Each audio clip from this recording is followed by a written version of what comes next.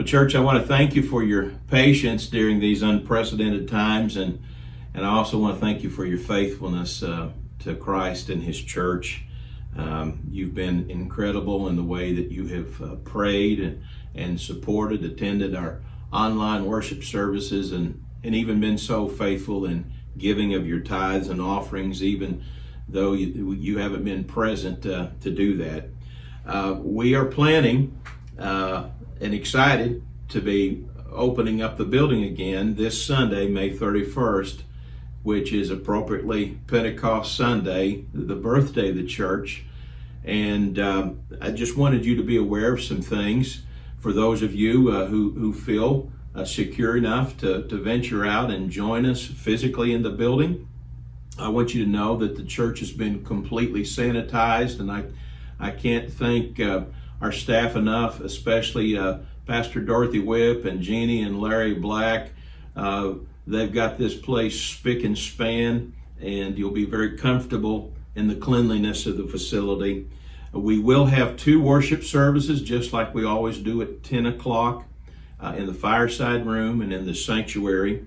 You'll be greeted by our regular greeters. They'll be wearing masks, and they won't reach out to shake your hand, but they'll wave and have the door open for you and welcome you. And if by chance there would be some visitors come, they could instruct them about our 2 services. Speaking of masks, they are very much encouraged, but they're not going to be required. We're going to not send anybody away if you don't feel comfortable wearing a mask. We will have extra masks available and hand sanitizers as you enter the buildings at all the 4 main entry points of the church, and so feel free to pick up one of those if you forgot to bring your own and feel more comfortable wearing one. We'll try to, and this will be for some time, we don't know when we'll start doing things differently, but this is what it's going to look like for now. We will not have any handouts, nothing to touch. Limit that so there won't be bulletins. We won't be passing around the fellowship pad or offering plates.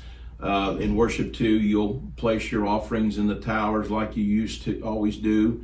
Of course, there's online giving for folks to share in their giving that way. In the sanctuary, we'll have our offering plates at the communion table.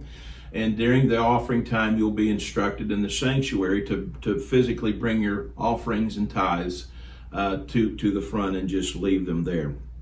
Also very important to know that there will not be a children's church, no children's ministries, no Sunday school classes. In fact, most of the rooms will be all locked up, and really the only access points will be the sanctuary, the fireside room, and the restroom facilities.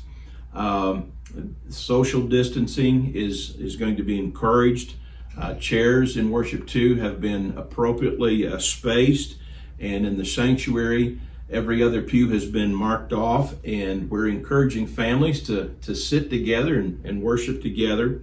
And one more thing, I'm sorry, there'll not be any coffee, so get your coffee fix before you get here. There won't be any donuts, and this hurts my heart as much as it's going to hurt you kids, but you know, we always have this line to coming in my office and getting Smarties and bubble gum. We'll just have to postpone that for a little bit right now.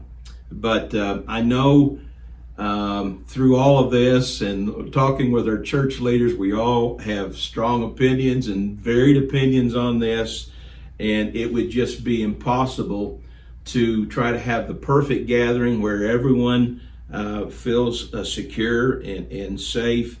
And so I just want to say this. I've tried to say it all along, and I want to say it again. There's no judgment either way on this. If you feel like these guidelines are too restrictive, then my encouragement for you is please keep staying connected and worshiping online and do that at home. Or maybe they don't seem to be restrictive enough. Then I would say again, we've just tried to work on some sort of compromise. And if it's not restrictive enough, again, no judgment. Your family's safety is more important than anything in the world. And so you do what is best for you. and your family. I hope you see your pastor's heart on this.